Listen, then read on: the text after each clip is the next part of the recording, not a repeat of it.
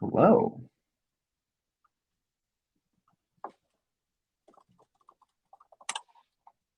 Oh, I am live. Okay, awesome. Cool. Hey, everyone. Welcome to Trino Fest. And my name is Kevin. I work at Stripe as part of the data platform team. And today I will be talking about inspecting Trino on Ice. If you're familiar with Trino on Ice, it is a series of blog posts by Brian Olson that is very informative. So this is just a reference to that. And today we'll be learning about how Stripe uses Trino to provide a more accessible and user-friendly way in order to inspect Iceberg tables and the relevant information related to Iceberg tables. We're going to see how to use the same approach to inspect the entire data warehouse and Trino itself. We use these methods to power various operations within Stripe. Without further ado, let's move on. So just a quick kind of FYI for what Stripe is. Stripe is an online payment processor. We process payments. We facilitate payments online for digital native merchants and a lot of Fortune 500 merchants as well. You probably seen Stripe's logo at places. We also provide a bunch of SaaS services as well. We work with a lot of financial data and just a lot of data in general.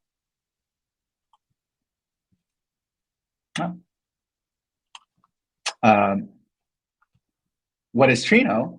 I hope most of you are already familiar with Trino, but just to recap, Trino is a highly distributed query engine. It's called MPP, Massively Parallel Processing.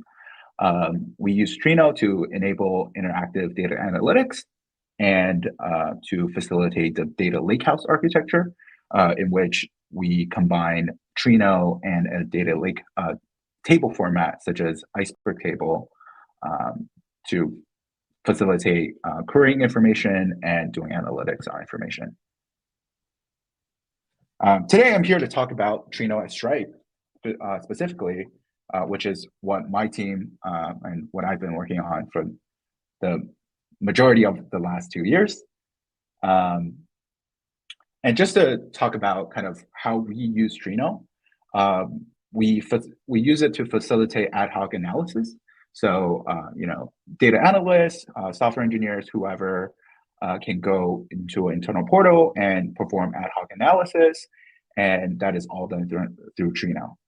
We enable dashboarding for various purposes. We provide an internal API in order for services to utilize Trino to query information. And this is a call out, but we want to figure out how to use Trino for ETL, but we're not there yet. We have a multi-cluster setup with dedicated usage. So specifically for ad hoc, for dashboarding, and for service use cases. There are thousands of ad hoc daily active users, and it's a very popular service internally. Like I said before, I think we talked about ad hoc analytics. I think the service use case is for us a foundational piece of infrastructure within Stripe.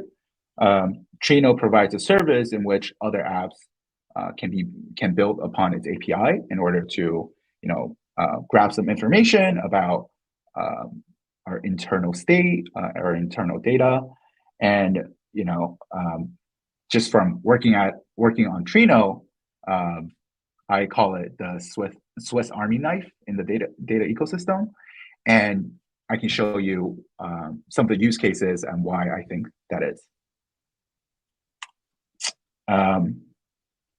So yeah, like I said before, we have an internal tool called Hubble, which is similar to Apache Superset and facilitate ad hoc analysis, where you input a SQL text, and then you get back some result sets. We have notebooking for data analysis, Streamlit for visualization, and an internal tool called Checker, which is an example of services that defines and run integrity checks against internal data, and many, many more. Today, we're going to talk about specific use cases for what I call data apps. We're going to look at 3 specific cases in general. So one is inspecting Iceberg tables, and that's an internal Go link where you can just go to go/iceberg/info, and you can use this app. We're also going to talk about inspecting table metadata from Hive Metastore, and also inspecting Iceberg usage with Trino queries. So just setting the stage for inspecting Iceberg tables, we use Iceberg tables extensively at Stripe. It is a table format that we want to migrate to from Hive. And we've seen various benefits that Iceberg brings in, but this is not an Iceberg talk. So we're going to talk about kind of how we use Trino to help us operationalize Iceberg. So, Iceberg is a table format. There's the data part, there's the metadata part. And now in order to see, where's my data, like what is the state of my table, you have to go and find that information to see, how, like, has this write been, has this write happened in the past day, right? And to do that internally, we had a tool, a CLI tool, where it uses the Scala library to query metadata information about Iceberg. And my data for us is just a internal developer machine that has access to our data. And there's been a lot of pain using this tool. For example, we use an internal build, or we use a build process called Bazel build. And usually it takes around 30 seconds if it's a fresh, a fresh pull to just build the CLI.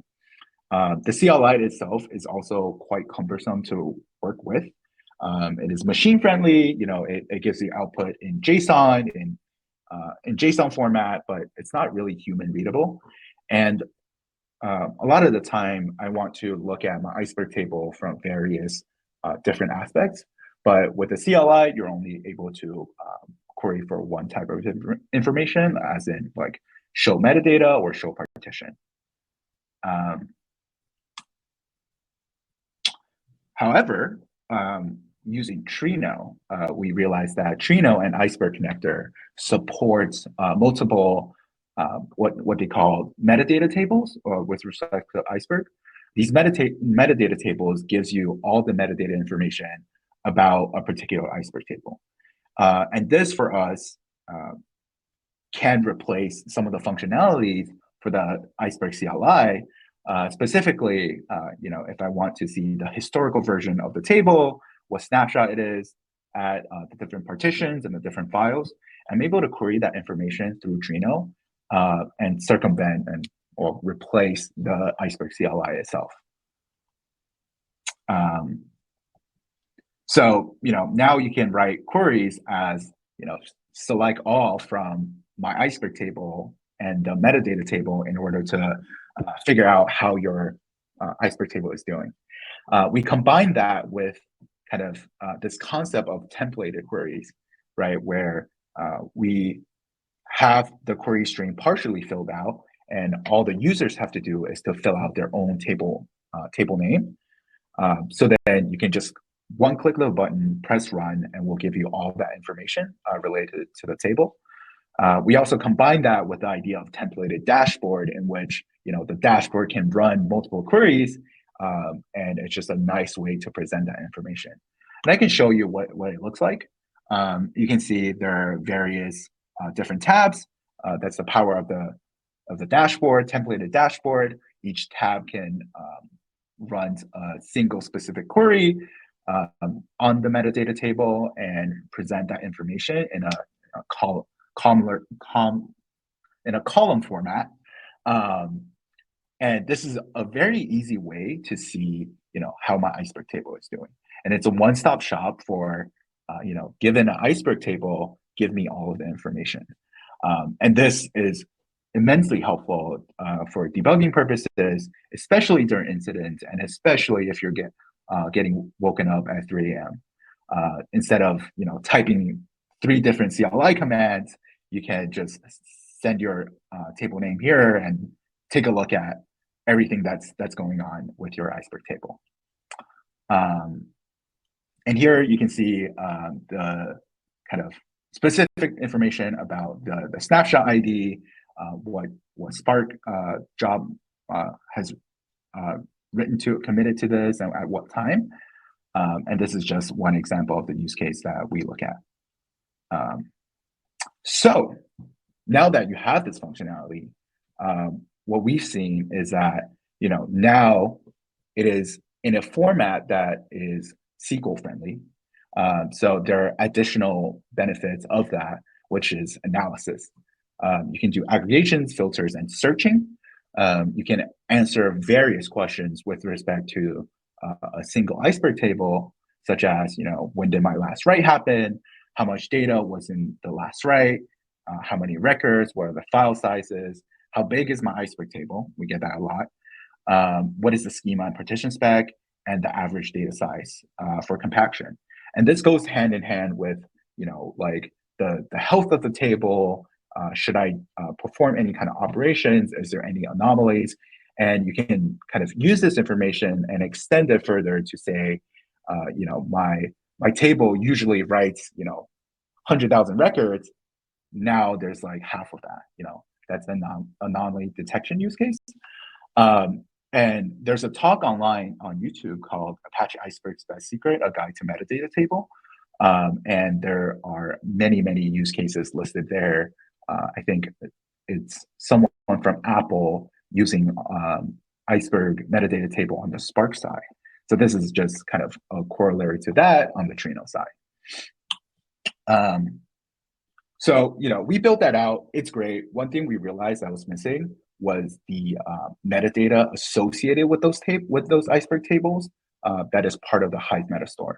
So Hive Metastore stores metadata about table objects within the data warehouse. And you can, it's just a key value store. You can throw in information related to your table. We use it for various use cases, such as the retention policy and other stateful settings.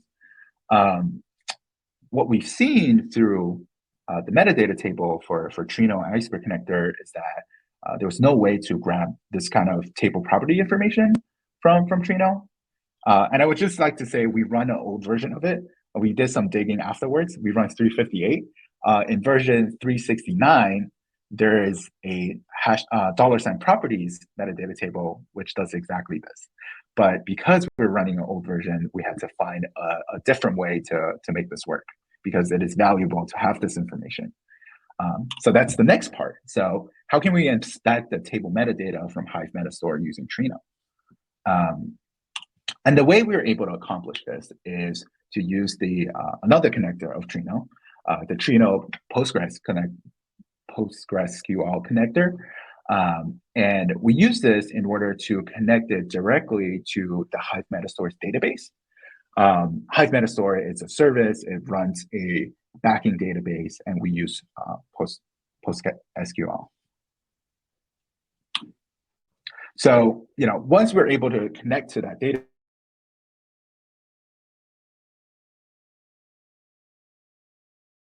about your table object.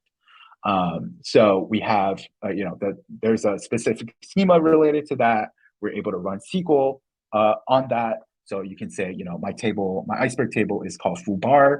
I can go into that database, write a query that says, give me all of the table properties for foobar, and you can grab that information straight from using the Trino connector. And this is just an example that I'm showing. Again, we put it back into this nice dashboard in order to keep all the information in one place. And this will actually give us the most up-to-date information because it's using the same source of truth as what other system sees. So, if you have a Spark job running on the background, you have Trino, if you have any other system, and you're wondering, why did my retention not run properly, you can go and see here, and this is the source of truth. So, just as before, now that we have access to this information, there's a lot of bonus features that you can do. So analysis, for one. You now with the Postgres connector, you have kind of all the information about the data warehouse. So every single table that is part of the company's data warehouse is located in this database. So now you can answer questions like, how many tables and views are there in my data warehouse? How many are Hive tables or Iceberg tables useful for migration? How many tables contain merchant ID field? And with all that information, you can do a lot more. I'm just giving you a few examples. Cool. And great. So, everything looks good. We have a single dashboard with the most updated information and, given a production Iceberg table, and now you can see everything. It's everything you ever wanted. And everyone's happy. However, we get more questions about, the ecosystem around Iceberg table, such as, I'm a producer for a table. How is this table used, right? Or, I am migrating the one version of this table to a second version of this table. What can I do, right? We need to know how the table is used. We need to know who is using this table. And, we need to find all those people who are using it and possibly migrate them to a new table. So this usage pattern is what we're looking at specifically. And this is where we're, again, using Trino to analyze this information. Specifically, want to inspect Iceberg usage with Trino queries. And in order to achieve this, we use several components, and Trino is in the center of all of it. First of all, we log every Trino query using the Trino event listener, specifically based on the query completion event. And we store that in a Postgres database. So now we have kind of the full information for every single query that's ever run through Trino. And again, because we stored it in a database, we can use the Trino connector to connect to that database and read events. And this is kind of the beauty of Trino's federation. You're able to connect to multiple sources. And this is enabled by Trino's HTTP event listener. And as I was doing research, I believe Starburst has a version of this functionality called the Starburst query logger. So now we log every single event in the database, and we can feed back every single event in the database. You kind of know where this is going. There's going to be some analysis. Furthermore, in order to figure out who is using my table, who is reading from my table, because this is analytical only. We don't care about the right side for now. The way we do that is to send extra metadata information through the Trino request. So for services, for our dashboard, for ad hoc, we will send an extra piece of information to Trino, which is then logged in the database. And in order to do that, we looked at the Trino REST API client, and there's a specific X-Trino-Client-Info header that you can set, and it's just an arbitrary piece of metadata, which is then flows all the way into our database, which then we can read back in order to do some analysis on it.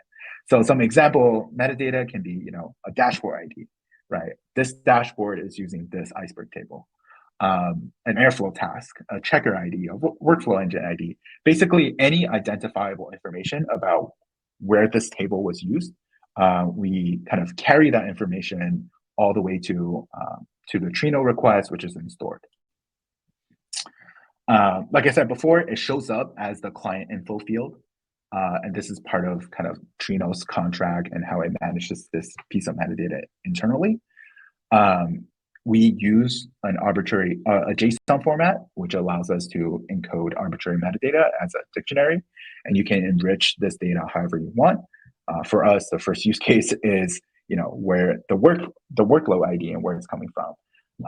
You can also specify the host, the host ID specifically for debugging purposes. And because Trino is used as a shared resource, this really provides us with visibility to all the query workloads within our ecosystem with just a few steps. And now it gives us the power to perform analysis for resource utilization, for cost attribution, and for potential workload optimization. And bonus features, analysis, again, enable, like I said before, enable this piece of data enables multitude of auditing, debugging, and optimization use case. You can answer various questions now, like, what are the most queried tables? Who is still using this table? Has this table ever been queried at all, or is just in deep storage? What are the most queried columns in this table? The top services using Trino, what are their usage pattern? This is helpful for us on the infra side to figure out, do we need to scale up for this service host? What are their SLA commitments? What are our SLA commitments? And what are the most common errors from Trino? And kind of now you can do a pretty graph. The three part of the talk kind of gives us a lot of tools in order to figure out, how is Trino used, specifically how is Trino using Iceberg. And there's a lot of kind of interesting areas that we can explore further, such as, using Trino for validation framework. Specifically, as I said before, with the metadata, with Iceberg metadata, you can figure out, what are the number of writes, what are the number of records, how many files, how big those files are. To extend that dashboard further, you are able to do table maintenance for Iceberg. So right now it is just analytical. I want all the information about my Iceberg table. In the future, it can link to compaction, manifest rewrite. Now that I'm seeing there are a bunch of small files in Iceberg, which can cause read latency problems, I can just press one button and we can use Trino to send a compaction query command, and it will just perform compaction, which is awesome. We can do table optimizer. I kind of touch up on this a little bit. Based on the read pattern, you can say, for my specific Iceberg table, how many people are using it? What is their read pattern? Are they looking specifically at these couple of fields? Should we add, hidden partitioning, sorting, anything like that? And also, the last bit, is kind of analogous to how we attribute or add attribution to Trino queries. There's a kind of similar path in the Hive Metastore where we can attribute every single call to the Hive Metastore. This will give you a lot of really interesting information, such as, this Trino query read these columns, and you can log that as an event for analysis later on. Because Hive Metastore internally for us is the single point of contact for the Spark side and the Trino side, it is the piece of the puzzle where we have an overview of the entire data platform. So that was it. I want to give some time for Q&A. Thank you. Feel free to, message me on LinkedIn or Twitter. I am happy to talk more about some of the things that we're working on and kind of possibly what to go for next steps.